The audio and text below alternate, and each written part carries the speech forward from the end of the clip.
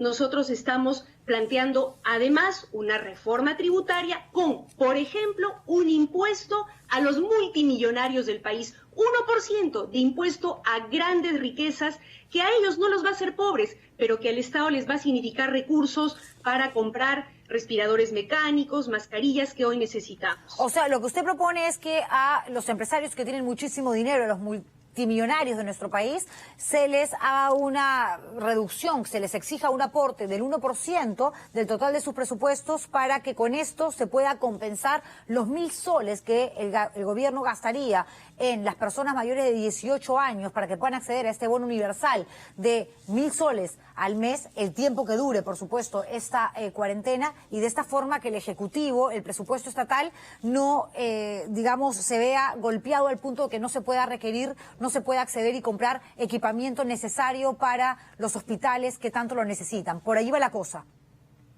Así es, Juliana. Lo que ha dicho el MEF es que en el Perú no hay la suficiente presión tributaria para financiar este tipo de medidas, lo cual es relativamente cierto en la medida en que tenemos que recaudar más impuestos como país. Pero por ahora, que estamos en una situación excepcional, empecemos, por ejemplo, con este impuesto a las grandes fortunas, que es una medida que ya se da en España, en Francia o aquí en Latinoamérica, en Colombia, Uruguay, Argentina, para ponerte un ejemplo nada más, Juliana.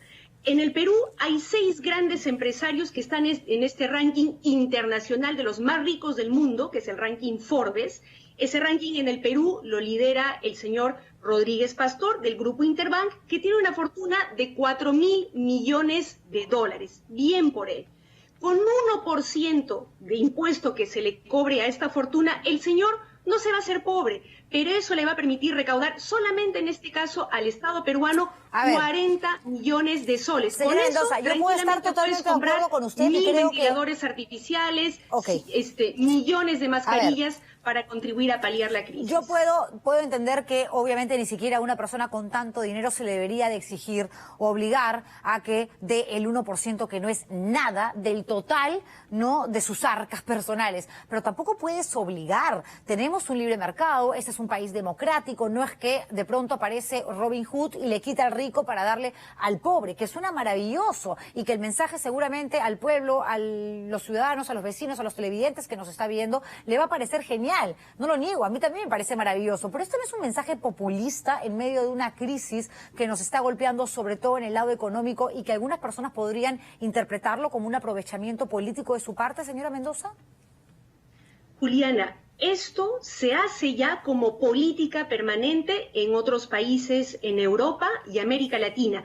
Todos los estados, para poder financiar salud, educación, infraestructura, cobran impuestos. En el Perú somos uno de los países que menos impuestos recauda en América Latina, entre otras cosas porque hay informalidad, pero también hay elusión tributaria, grandes empresas que con leguleyadas dejan de pagar los impuestos perdón que tienen de pagar. Eso no es lo que usted manifiesta. Simplemente no es que el Estado cobre Estamos hablando de un porcentaje, ¿no es cierto?, de manera excepcional a estas grandes fortunas para contribuir a financiar la crisis. Pero además, por otro lado, Juliana, es importante que este fondo de 30.000 millones de soles que se va a canalizar a través de los bancos vaya prioritariamente a las micro, pequeñas y medianas empresas. ¿Por qué, Juliana? Porque son las que más trabajo dan. Y tal como está diseñado el programa Reactiva Perú, el día de hoy no se garantiza que ese dinero, que esos créditos vayan a tasas bajas a las micro y pequeñas empresas. Por eso nosotros planteamos que se priorice a las microempresas, que son el 90% de las empresas del Perú, que dan el 60% de empleo hoy en el país, y en la medida de lo posible con interés cero, como se está haciendo, Juliana, en Chile. Entonces, no son fantasías, no son alucinaciones, son cosas que se están haciendo en otros países en esta situación de emergencia excepcional, porque todos estamos entendiendo, Juliana, que tenemos que garantizar la efectividad de la cuarentena, darle sustento a las familias para que puedan quedarse en sus casas y podamos vencer al virus. Señora Mendoza, entonces, si el panorama es tan claro y si efectivamente esto es absolutamente viable, ¿por qué cree que cuando a María Antonieta Alba, a la ministra de Economía y Finanzas, se le preguntó por su propuesta, ella dijo: de ninguna manera, eso no se puede?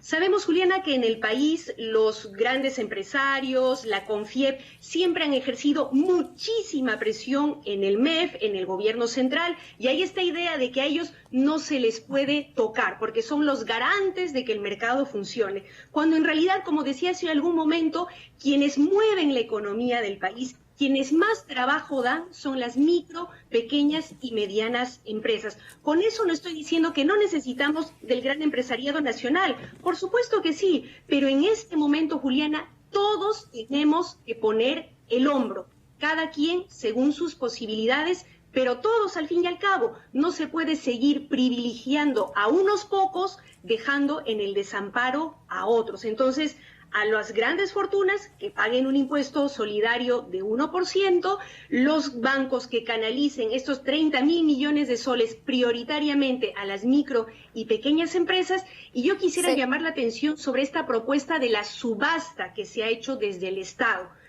Yo no sé qué tan competitiva puede ser una subasta, ¿no es cierto? Porque se ha dicho que se va a subastar este acceso a los 30.000 millones de soles para ver qué bancos ofrecen las mejores condiciones, señora, las tasas de interés más bajas. Sí. Pero ¿qué hacemos, Juliana, si lo que tenemos en el mercado son básicamente 4 grandes bancos que concentran el 75% del mercado?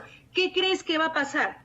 Cuando hay un oligopolio, las empresas se suelen poner de acuerdo, ¿no es cierto?, para no bajar demasiado sus ganancias, sus intereses.